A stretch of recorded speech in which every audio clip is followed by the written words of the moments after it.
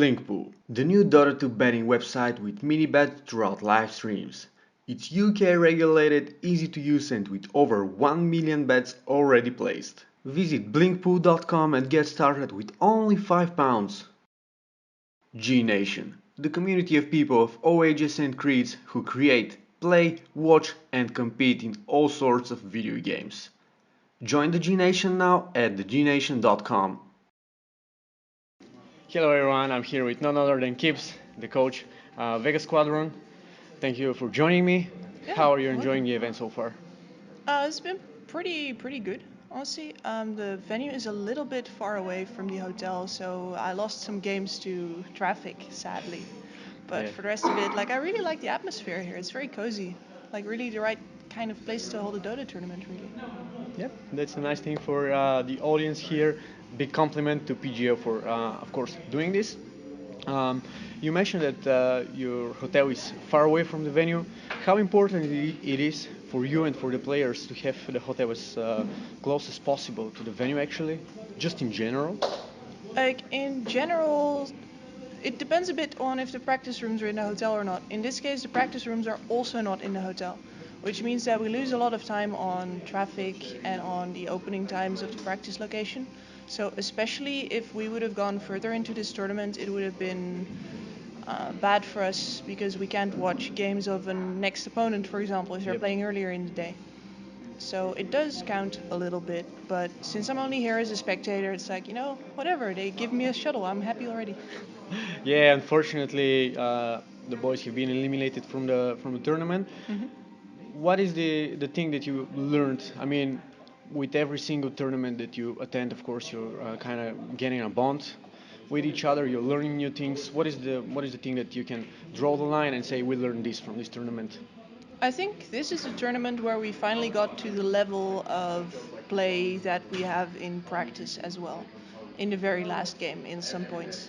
And that's a very big step because like with this team the biggest challenge has just been to show our level of play in official games.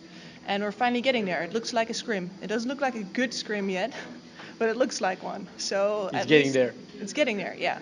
And next time, I'm pretty sure that the jitters will finally be gone and this very inexperienced squad can Yeah. start making some moves. Yeah, hopefully, keeping our fingers crossed for you and the boys, of course. So you transitioned from Fnatic, from TNC, now you're in Vega. How were you accepted into the team? Since it's a Russian organization, and I'm not sure if you speak Russian or not. No, no. I mean, I know a couple of words, but those are not the good words. Yeah, this, Although this I is can about to say, say. good day and I can thank people, so it's like that's okay. But the transition, like Dota team is a Dota team. People want to know that you know the game first. Yeah, And I have to spend a little bit more time convincing people than most usually. So, like when I first entered the team, it was just 2 months straight of me proving every single day that I got it. And then with the new players, it was more like, all right, Zayat and Shama already knew that I was like 100% someone to lean on. hmm And then for the new guys, it was much more easier to just accept that. Yep. Because that's the situation they ended up in. I was established and they were new. So that went very smoothly, actually. Nice to hear it. Um, I just want to say that you're one of the few women that are involved in Dota in general, and you're pretty much, as far as I'm aware, the only female coach of a team. Do you find any difficulties with this? Are you kind of stumbled upon unacceptance from people or doubt? Yeah, it's like what I said, people have some extra trouble accepting that I know my stuff. So I just count on, if I think that a coach would need a month to fit into a team, I will need 2 months. And depending on how aware the players are of their own biases and stuff, we can get through Yeah. that way easier. Especially if they just say, all right, I want to see this, this, and this from you. I can give it. They can be okay. It's clarity of communication. The worst part is when people say I'm not biased and then don't even notice that they're judging you way Yeah. harder than someone else. So just give it to me straight and I'll show you. Is it something that you accept like a challenge, or you find Yes. it just difficult?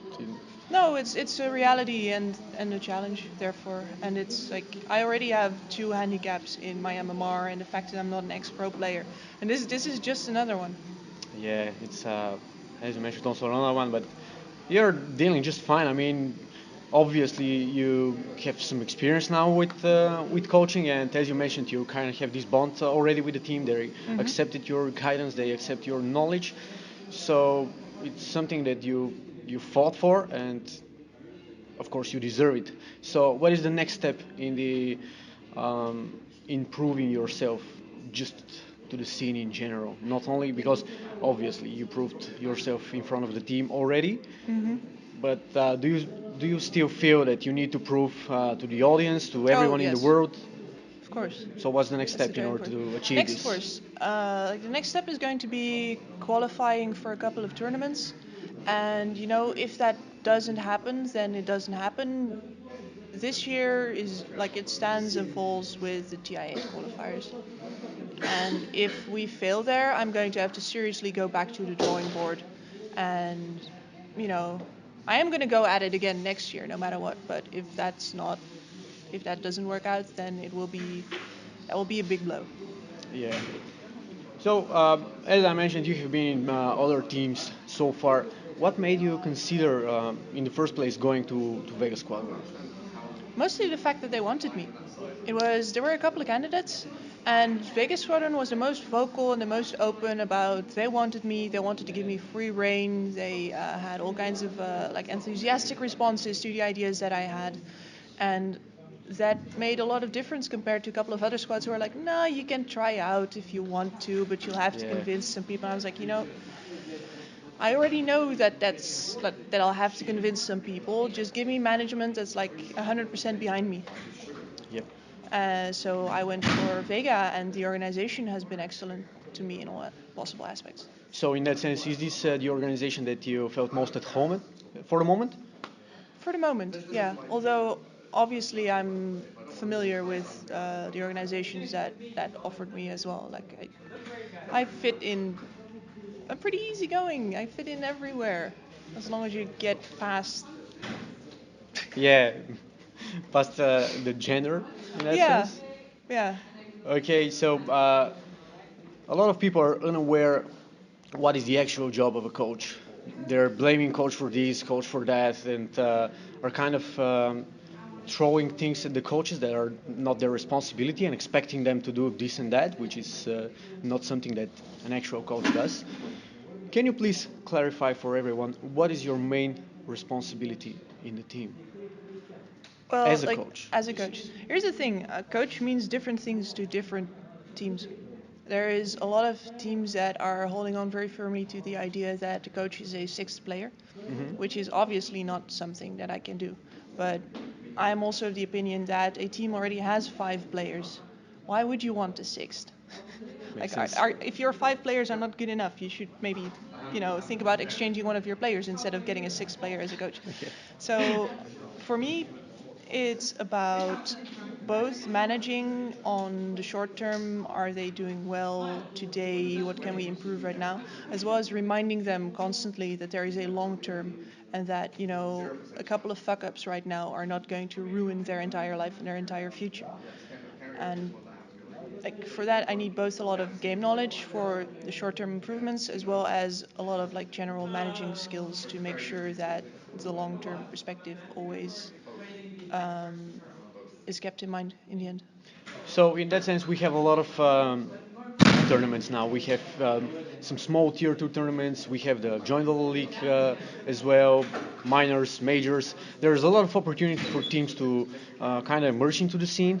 Hmm. In that sense, if there is out there somewhere a tier two team that is looking for a coach, what this person has to do in order to kind of get into it.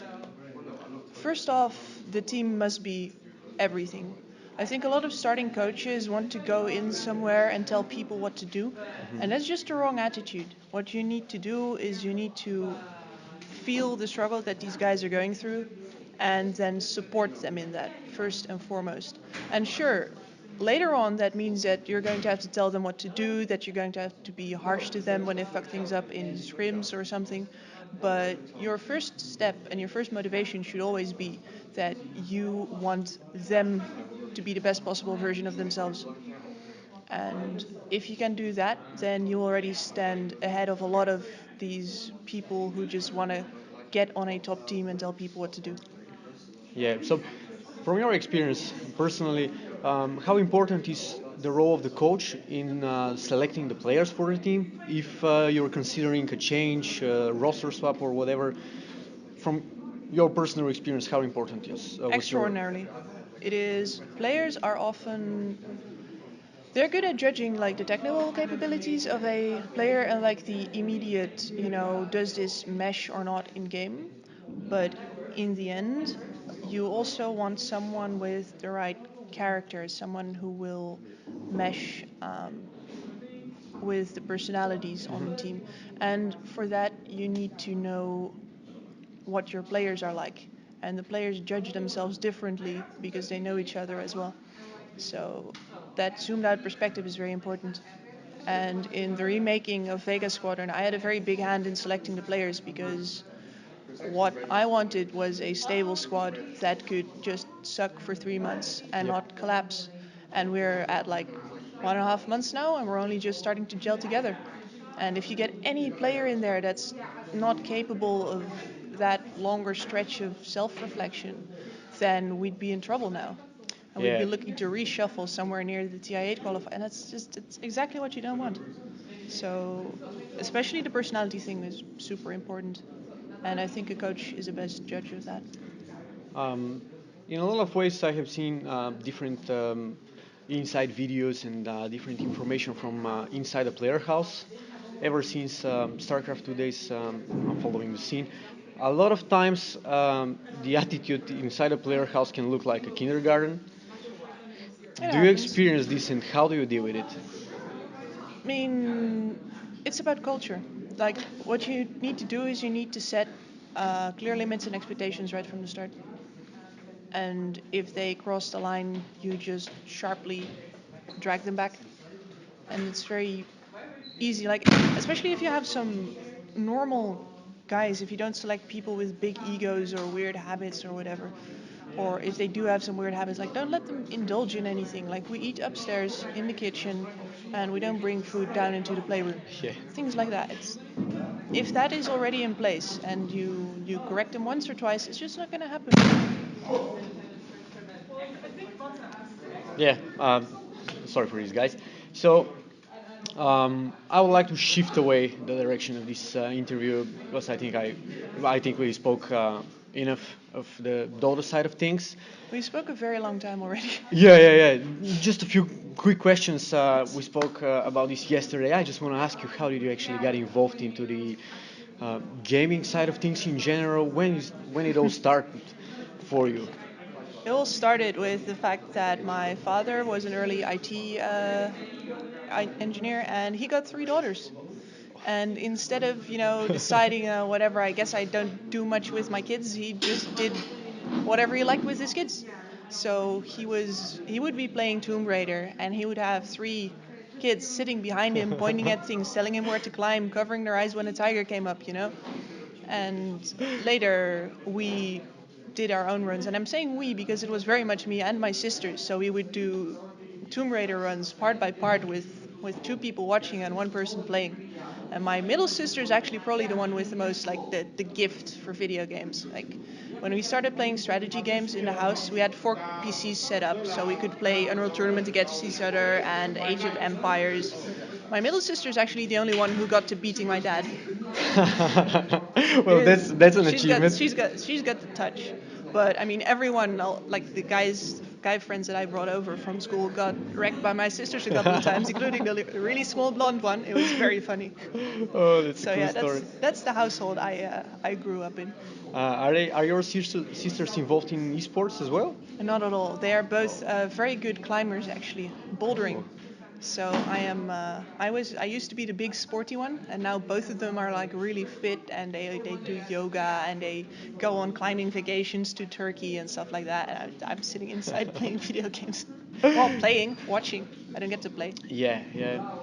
Okay, I really don't want to keep you any longer. Thank you very much for this interview. Do you have any final thoughts, anything that you want to share, any shout outs? Yeah, like shout out to all of the fans that have kept supporting me and Vega, even though we haven't had the greatest results yet. Like, we're just gonna keep at it. And special thanks to MSI and Cyberspace as well for just always sticking with us. Thank you once more. I hope you guys enjoyed. Below in the in the description section, you'll find more details on Vega, on Kips. So make sure to follow them on all social media. If there's anything that you would like to share, post it in the comment section below. And thank you for joining.